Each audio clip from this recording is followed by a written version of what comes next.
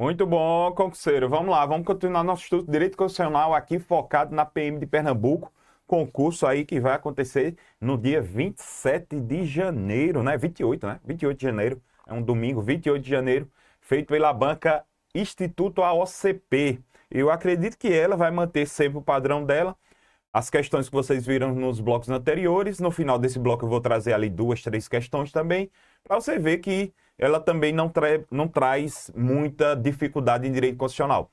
Só que no final do edital tem uma parte chamada de jurisprudência, doutrina, sobre os assuntos relacionados. Então é por isso que, além de eu trabalhar a letra da lei, eu preciso também trazer, caso exista alguma decisão dos tribunais superiores, eu preciso também trazer para vocês uma doutrina também, porque de repente a banca pode elaborar as questões baseadas na doutrina do direito constitucional. Perfeito? Então vamos lá, vamos continuar com o nosso direito à liberdade de locomoção. Primeiro fazendo a leitura da letra da Constituição e depois fazendo o quê? Falando sobre as possíveis pegadinhas e se tiver alguma jurisprudência, alguma coisa nesse sentido, a gente vai abordar com você. Então vamos lá. É livre a locomoção em território nacional. Veja que a liberdade é dentro do território nacional. Começa a perceber isso. Só que essa liberdade de locomoção é em tempo de paz. Por quê, professor? Porque se for, por exemplo, em época de estado de sítio, né, previsto na nossa Constituição, o governo, né, o instituidor da medida, o presidente da República, pode determinar o quê? A violação desse direito da liberdade de locomoção, que você fique restrito a determinados lugares.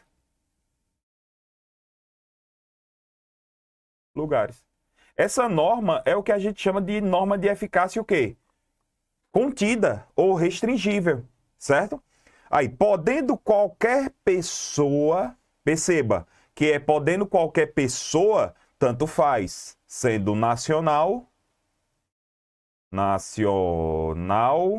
ou estrangeiro, não importa. Sendo nacional ou estrangeiro. Nos termos da lei, olha aqui, porque lembre-se que eu tenho as restrições, ó, nos termos da lei. Isso aqui é por conta da norma de eficácia contida. Mas como seria isso? Por exemplo, você pode ir à Disney, Estados Unidos, chegar lá, comprar um monte de bagaceira e voltar para o Brasil, seu país, tranquilo, tempo de paz. Mas sabe o que é que vai acontecer? Se você passar daquela cota que é permitido, você vai ter que pagar o quê? Um imposto sobre esses bens. E veja que os bens são seus. É por isso que a Constituição fala, ó, garantida nos termos da lei, nele entrar, permanecer ou dele sair com seus bens. Quando você comprou, os bens são seus. Então, zerou. Perfeito? Então, você, se caso passar daquela alíquota, você vai ter que pagar por fora. Vamos seguir. Liberdade de pensamento. A ideia da liberdade de pensamento, eu quero trazer para você o seguinte, que a liberdade de pensamento, na realidade, assegura... A liberdade de pensamento assegura a proteção... Olha só o que ela faz. Ela assegura a proteção da exteriorização. Né? Exteriorização da opinião. Então é isso que esse inciso ele traz. E ele diz, ó, é livre a liberdade de manifestação de pensamento, sendo vedado, sendo proibido o anonimato. Aqui eu tenho a ideia de vedar o anonimato. Por que eu preciso vedar o anonimato? Porque se o indivíduo ele agiu abusivamente com esse direito que a Constituição deu a ele, ele vai ter que fazer o quê? Se retratar. A partir do momento que eu souber quem foi aquela pessoa que feriu o meu direito, eu posso entrar na justiça, posso pedir ali uma indenizações pelo dano material, moral, à imagem, independente. Por isso que eu preciso vedar o anonimato, até para que eu possa saber quem foi que exteriorizou aquela opinião. Aí veja, é assegurado, deixa eu só organizar aqui, né? É assegurado, dá para pegar aqui, né? É assegurado o direito de resposta, proporcional ao agravo, além da indenização pelo dano material, moral ou à imagem. Exatamente por isso. Porque a partir do momento que eu fico sabendo quem foi a pessoa que externalizou aquela opinião que me feriu, eu posso buscar o direito de resposta. Esse direito de resposta vai ser proporcional ao agravo. Além, veja só, além do direito de resposta, eu vou ter direito a indenizações pelo dano material, moral e à imagem. E perceba a ideia. Seria o quê? Vamos imaginar que eu aqui, em uma rede social, eu meto o pau em você no bom sentido. Pelo amor de Deus, no bom sentido. Critico você. Falo sobre uma atitude. Veja, eu vou ter primeiro você, no futuro, vai ter o direito de resposta. Ou seja, você vai ter que contestar aquilo que eu falei. Agora, nada impede, se eu franquear a você, eu conceder a você o direito de resposta, nada impede que você tenha o direito à indenização. A banca pode chegar para você e dizer assim, apesar do indivíduo ter tido o direito de resposta, ele vai continuar ainda tendo, como é que eu posso dizer? Ele perde o direito à indenização pelo dano material, moral ou à imagem. A banca pode, de repente, fazer isso com você. Mas não, são cumulativas. E detalhe, apesar da nossa Constituição, ela fala ou a imagem, ó, além da indenização pelo dano material, moral ou a imagem, apesar da nossa Constituição falar ou, não, esse ou não é alternativo.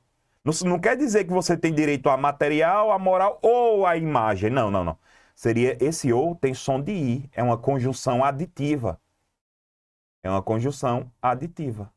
Ou seja, essas três indenizações aqui, ó, elas são cumuláveis. Professor, quem é que disse?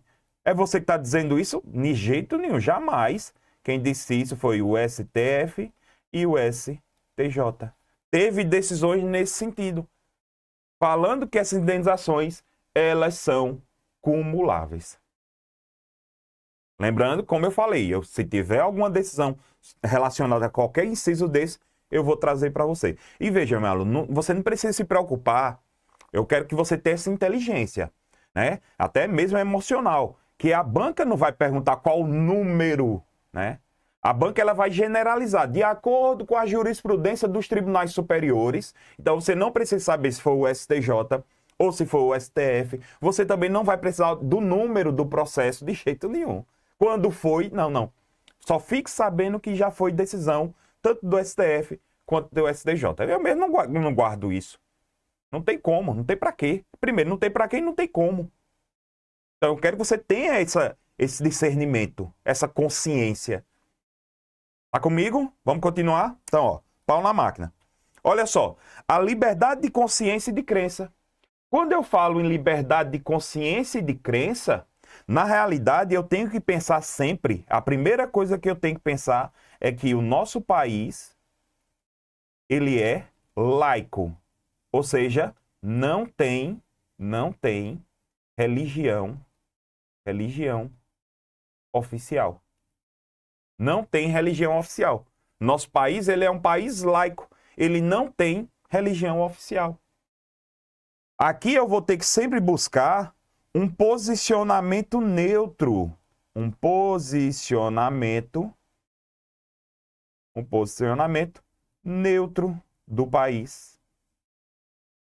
Ele não pode interferir. Essa é a regra. Ele não pode interferir nas religiões, na pluralidade de religiões, nas concepções filosóficas. É por isso que a nossa Constituição diz assim, ó, é inviolável a liberdade de consciência e de crença, sendo assegurado o livre exercício dos cultos religiosos e garantida, na forma da lei, a proteção dos seus locais de culto e suas liturgias. Professor, o que é que ele quis dizer aqui com relação na forma da lei? É porque é o seguinte, entenda que eu tenho duas decisões aqui.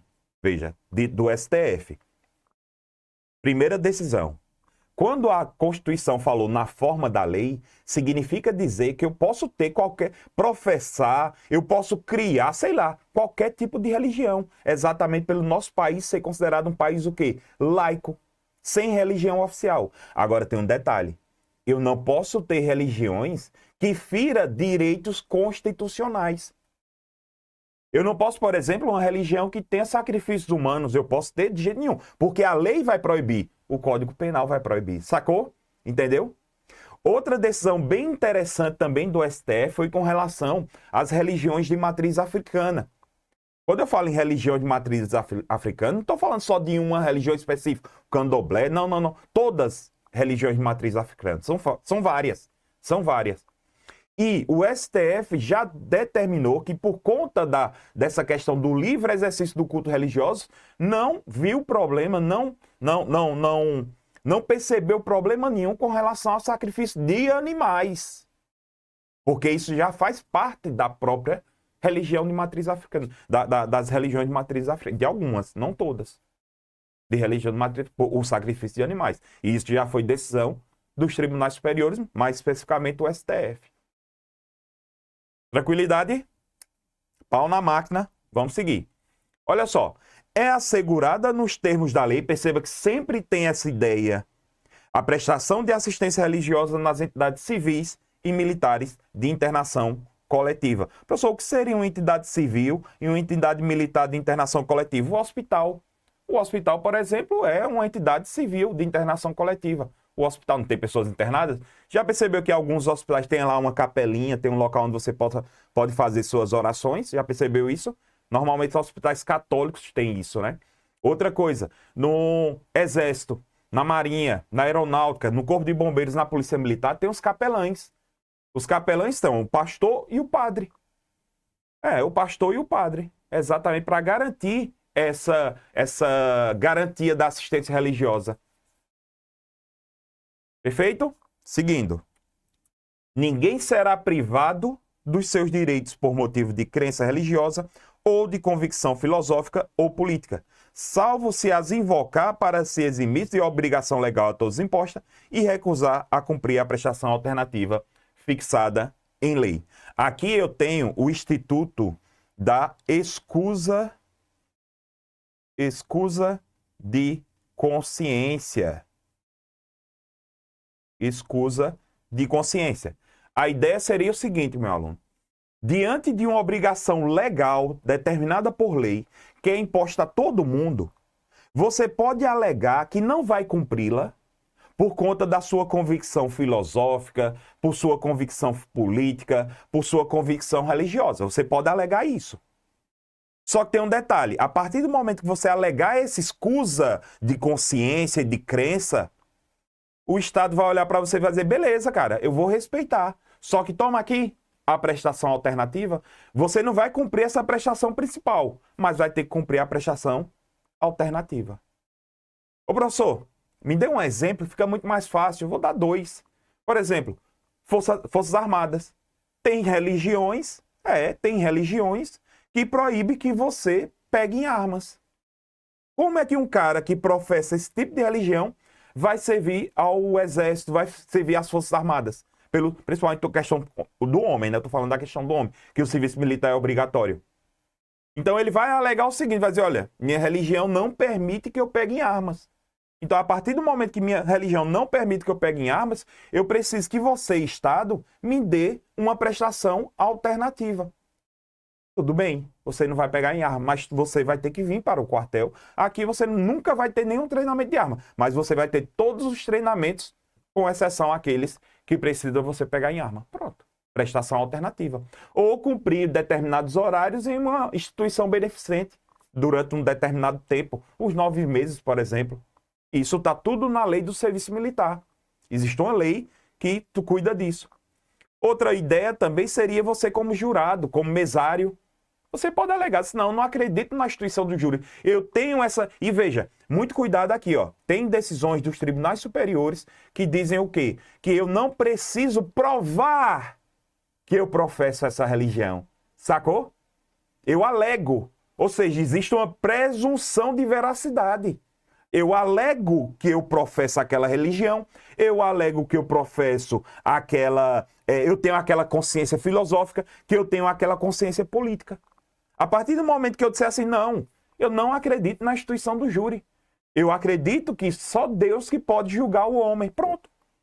Eu estou ali misturando tanto uma convicção política, filosófica como religiosa. Tá bom. Ah, beleza. Então toma aqui a prestação alternativa. Você vai pagar uma multa. Tudo isso é prestação alternativa. Pagar uma multa. Ah, eu quero ser jurado. Ah, eu não acredito na política brasileira. Eu mesmo, é um exemplo meu. Não acredito na política brasileira. É uma coisa minha. Eu não acredito. E eu não acredito que nada vai mudar. Eu digo que se eu não trabalhar, se eu não buscar melhoria para mim, ninguém vai fazer isso por mim. Essa é a minha consciência política. É por isso que eu não me envolvo com política. Entendeu? Então, aí eu posso chegar de repente alguém dizer, ah, pronto, eu não voto. Eu não voto.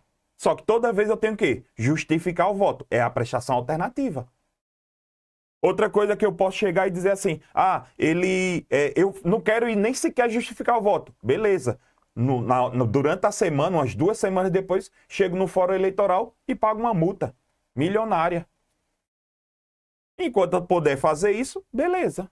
Beleza. Agora, se um dia eu for obrigado a votar, show de bola. Aí eu vou alegar minha consciência política. Vou dizer que isso é inconstitucional, se surgisse uma lei. Então, guarde isso. Já foi decisões dos tribunais superiores que não exige que você prove que professa aquela religião, que tem aquela consciência política ou que tem aquela consciência filosófica. Fechou? Pau na máquina, vamos seguir. Essa daqui termina sendo um dos incisos mais cobrados nos concursos públicos, que seria a liberdade de reunião. E aqui tem uma decisão super recente do STF. Ele diz, ó, todos podem reunir-se pacificamente sem armas. Eu quero que você guarde isso. Sem armas, em locais abertos ao público, certo? Em locais abertos ao público, independente de autorização. Veja que eu não preciso pedir autorização. Mas eu não posso também frustrar outra reunião que foi convocada para aquele mesmo local, sendo apenas exigido o prévio aviso à autoridade competente. Veja que a ideia é sem autorização,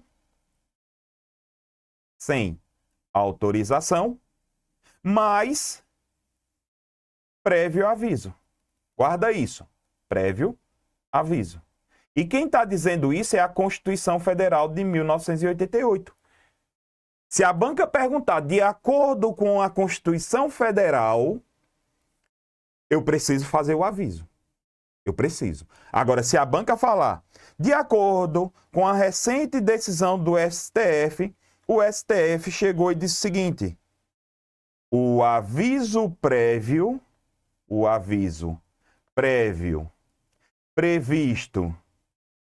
previsto no artigo 5º, inciso 16, vou botar até de cor, mudar até de cor aqui, ó.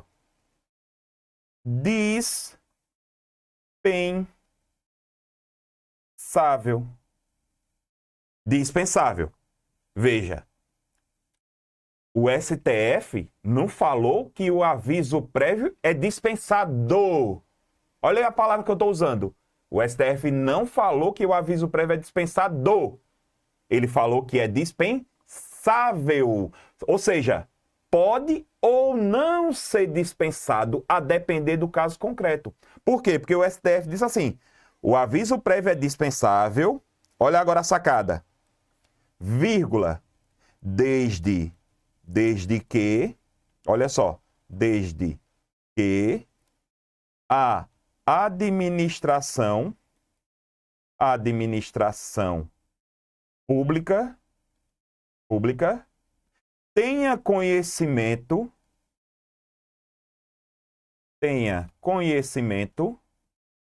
da reunião, por outros meios. Pronto. Por exemplo, WhatsApp, o Instagram, rede social, como um todo. Rede social. Beleza? Então tá aqui. O STF chegou a essa conclusão. Final de 2022, essa decisão. Então, o aviso prévio, ele é dispensável. Vou dar um exemplo sobre essa questão da dispensabilidade do aviso prévio. Aqui em Maceió, né, eu não moro mais em Maceió, na realidade eu moro em Marechal Deodoro, eu moro nem sequer em Marechal, eu moro na Massagueira, que é um bairro, né, que é mais próximo de Maceió do que na própria cidade de Marechal Deodoro, é uma cidade vizinha, são cidades região metropolitana, vamos chamar assim. Aí o que acontece? Teve um afundamento de um bairro em Maceió, ali o Pinheiro e tudo mais. O que aconteceu? Os moradores faziam manifestações e eles avisavam pelas redes sociais que tal determinado horário, determinado dia, ia fechar determinada via. Pronto. Pronto. O aviso prévio já foi feito.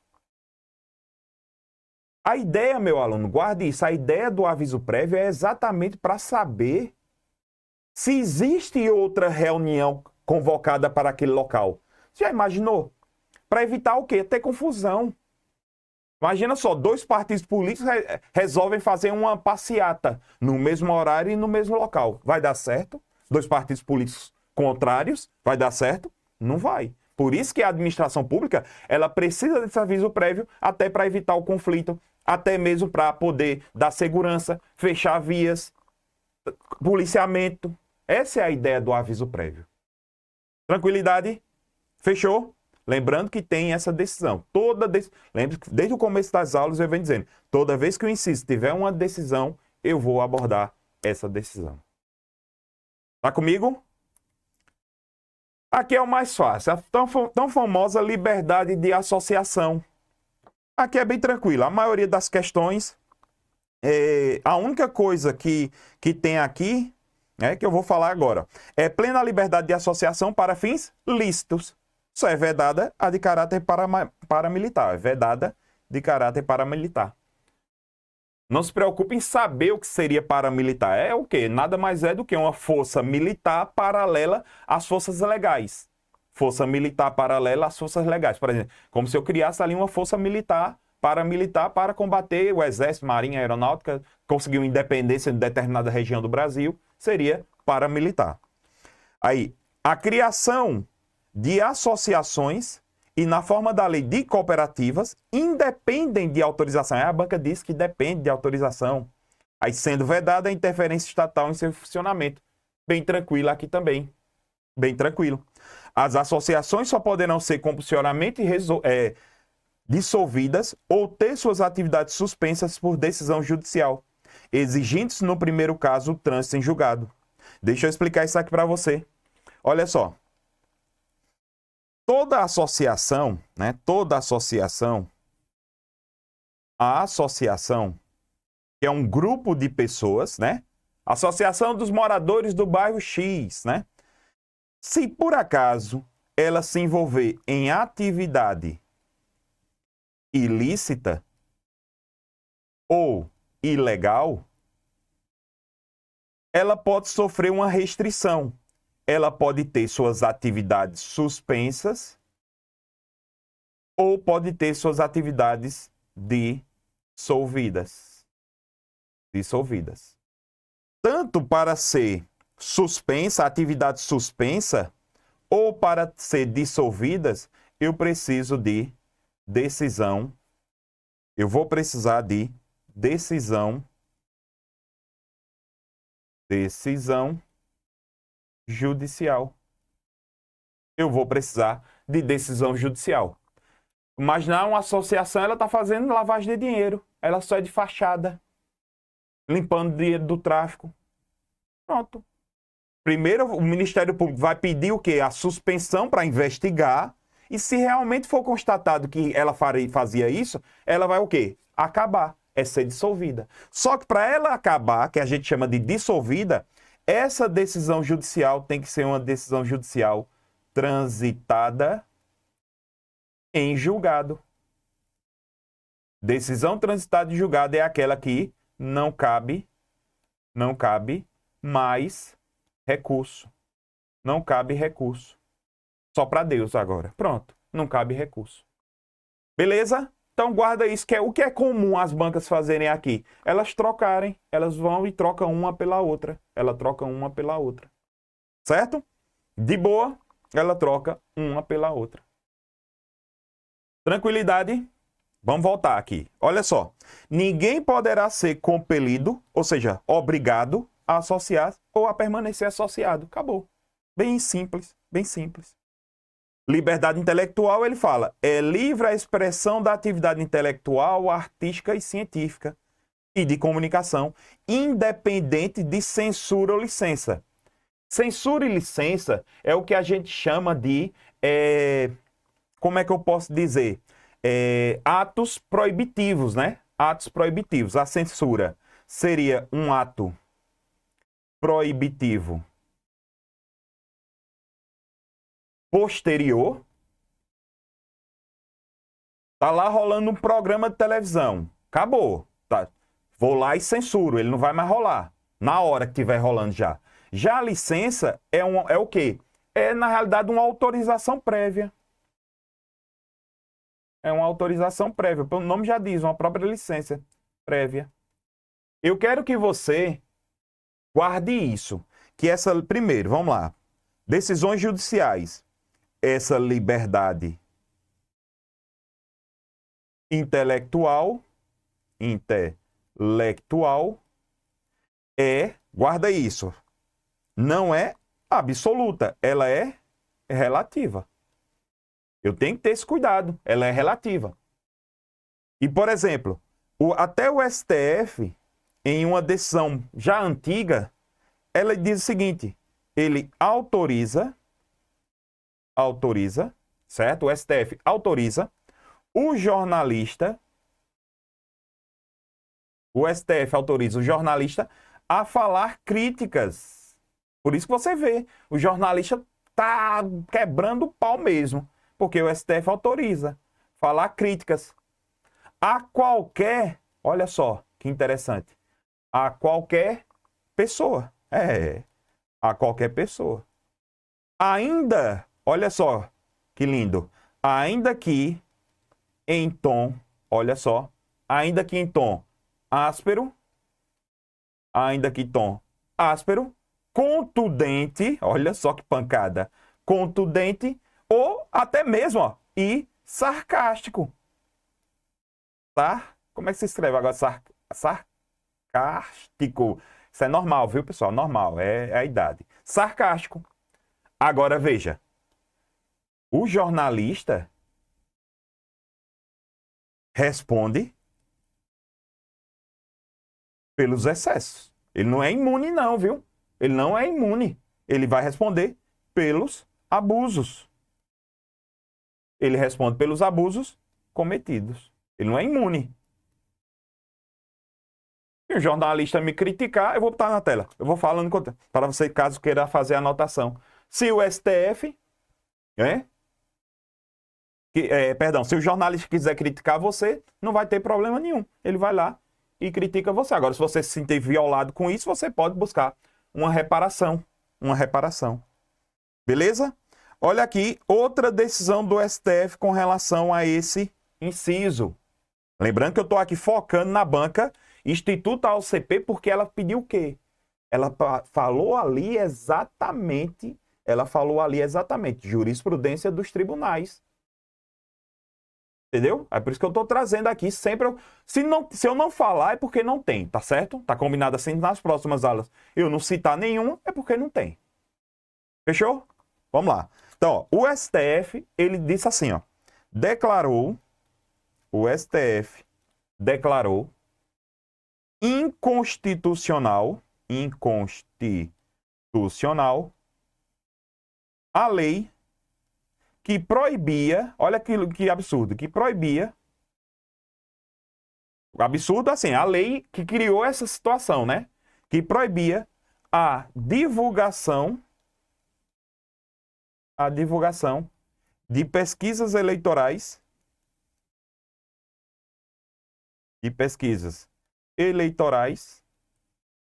antes das eleições. Criaram uma lei proibindo, dizendo, não, ó, Eu não quero não pode não divulgar ali antes das eleições pesquisas eleitorais. Ah, o STF, não, peraí, tem que pesquisar, tem que sim, tem que dizer. Tem que saber, porque eu preciso saber. Eles alegaram que essa lei foi para isso, para dizer, não, porque tem muita pesquisa mentirosa, né? Mas o STF não. Aqui entra na liberdade intelectual. O STF tomou essa decisão com base na liberdade intelectual. Vou botar aqui na tela novamente. Beleza? Então, atenção aqui, ó, 2 decisões do STF e aqui fala mais também com relação a se esse direito é absoluto ou relativo. Por isso que tem aqui essas decisões. Beleza? Olha aqui, ó, vamos ver como foi cobrado, como eu disse a você, como foi cobrado pelo Instituto AuCP. Lembrando que nos editais anteriores, o Instituto AuCP, ela normalmente, ela não cobra as decisões, mas teve questões que ela cobrou. Mas assim, a grande maioria das questões, ela não cobra decisões jurisprudenciais. Olha lá. Dentre os direitos e garantias fundamentais relacionados à liberdade de locomoção do indivíduo, assinala a alternativa equivalente ao texto constitucional.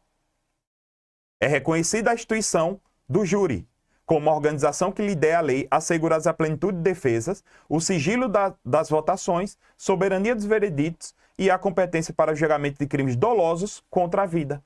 Você pode chegar e dizer assim, professor, tá certo essa letra A, mas você prestou atenção, eu trouxe essa questão para perguntar se você prestou atenção no que a banca perguntou. Foi por isso que eu li rápido e já fui para as alternativas para saber se você ia cair ou não nessa pegadinha. Vamos lá, eu não vou explicar agora não. Você está pensando que eu vou explicar? Vou nada. Vou ler as outras alternativas. Vem cá. A lei penal não retroagirá, salvo para beneficiar o réu. Peraí, professor. Essa letra B também está certa. E agora?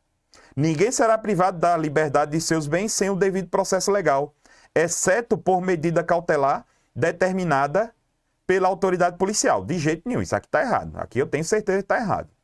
São inadmissíveis no processo as provas obtidas por meio ilícitos, salvo as que forem indiretamente obtidas de boa-fé. De jeito nenhum, não existe essa exceção. Pronto, está errada. E agora, professor? Eu tenho a letra B certa e a letra A certo. Então essa questão foi anulada, não foi? Foi de jeito nenhum. Leia agora o enunciado junto comigo. Vou botar até um marca-texto aqui, ó. Dentre... Opa, já ia ficar de preto, ia ser uma bagaceira. Dentre os direitos e garantias fundamentais, olha agora, relacionados à liberdade de locomoção do indivíduo, sacou?